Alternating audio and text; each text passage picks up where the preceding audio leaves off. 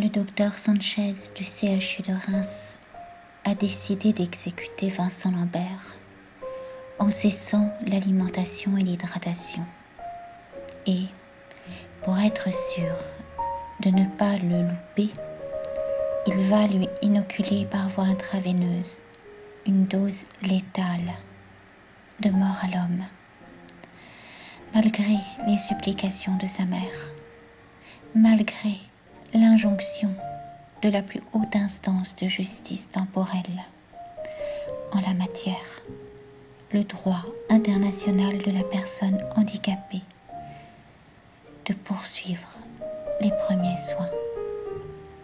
En vain, le docteur Sanchez, sous couvert du gouvernement, reste inflexible et viole la décision de l'ONU, engageant la responsabilité de la France. Mais à qui obéit-il sous couvert d'humanisme? Qui sert-il? Quel maître? Quel bourreau? Le lobbying de la mort. Le trafic est juteux. Vincent Lambert est l'icône, malgré lui, de l'agonie utile et recyclable, de l'eugénisme pratiqué non plus sur des embryons surnuméraires en laboratoire, mais sur un individu ex utero, handicapé, maintenu par la force, prisonnier sous haute surveillance d'une brigade antiterroriste dans le couloir de la mort d'un hôpital, en unité de soins palliatifs, malgré les suppliques de ses parents de le soigner dans un service adapté à sa pathologie, prêt à l'accueillir. Il est l'agneau sacrificiel, jeté en pâture pour apaiser la colère des dieux d'une démocratie de vitrine. Hélas, toujours au nom des droits de la dignité de la personne humaine, les candidats au djihad terroriste, eux, sont accueillis dans des centres de déradicalisation, suivis par des psychologues, entretenus par le peuple français. Inversion infernale, triomphe de la barbarie la plus abjecte, car elle repose non plus seulement sur la force, mais sur la performance économique.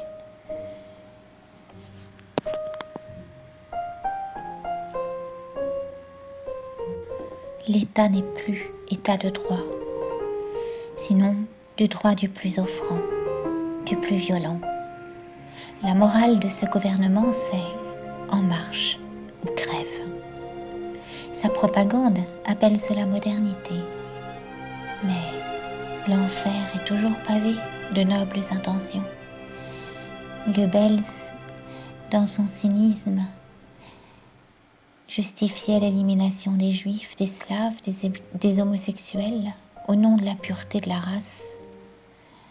Aujourd'hui, c'est au nom du profit, au nom du moindre coût de la santé publique que notre civilisation extermine les embryons. Bientôt, déjà, les handicapés et les vieillards. En Belgique, des référendums n'ont-ils pas été lancés pour préparer et sonder l'opinion?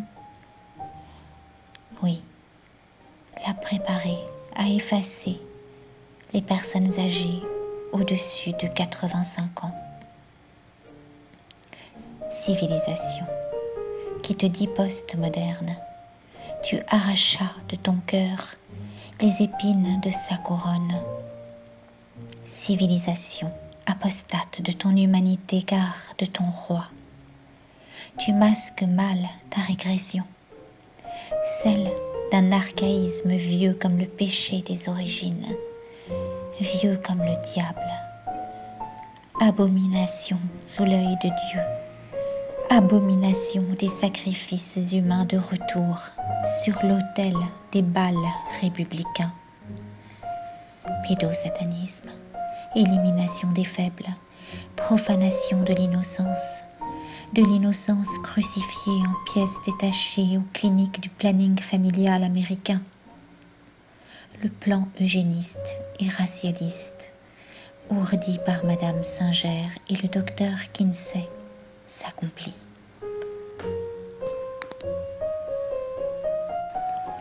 Le peuple de Dieu, le peuple de France, va-t-il rester figé, tels les statues de sel de Sodome et Gomorrhe, regardant méduser la loi du clan de Caïn et attendant passif la justice divine, osant justifier son immobilisme par la vertu d'accueil, d'obéissance? La charité, la vraie, déclare toujours la guerre, celle de la vie. Oui, la loi de Dieu est au-dessus de celle des hommes. Il est le principe, au-delà et par-delà toute cause. Éveillez-vous, clergé de France, clergé du monde. La nouvelle évangélisation, c'est cette parole de feu qu'il nous a dite. Il n'y a pas de plus grand amour que de donner sa vie pour ceux qu'on aime. Eux, nos frères les plus petits, eux, les sans-voix. Témoigner, n'est-ce pas cela?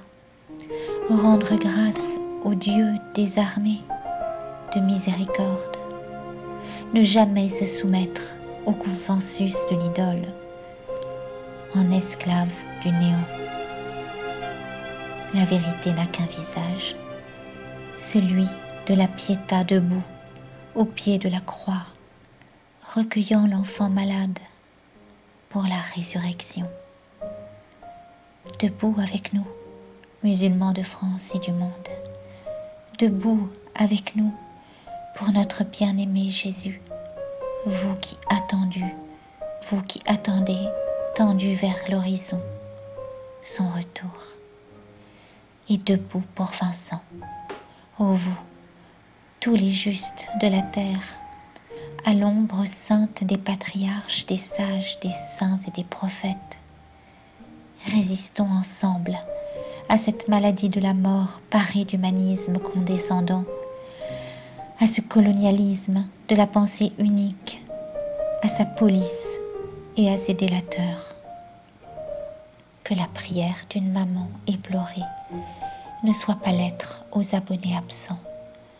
Que nos mots, nos corps, nos cœurs fassent barrage à l'administration de la santé publique pour l'empêcher, comble de la perversité, de remettre à Madame Lambert son enfant mort le jour de la fête des mères. Ce crime engagerait notre conscience. Ne nous en lavons pas les mains. Dénonçons la contradiction d'un gouvernement schizophrène qui tue au nom de la dignité du malade et décide à sa place. Il ne s'agit pas d'euthanasie, expression médicale d'un suicide assisté. Pour cela, il eût fallu que Vincent l'ait demandé, au moins en ait laissé une trace. Mais non. Vincent a résisté à 1 mois d'arrêt d'alimentation et d'hydratation, signifiant par là sa résistance et sa lutte pour la vie. Lutte d'autant plus poignante qu'elle est silencieuse.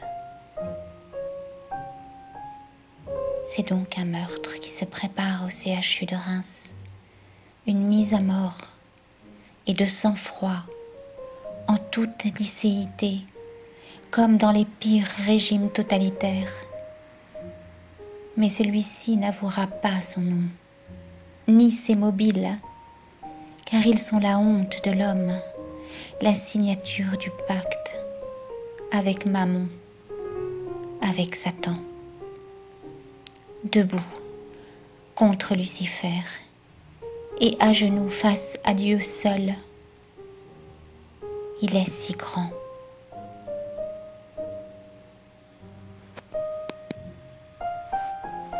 Dieu, premier servi.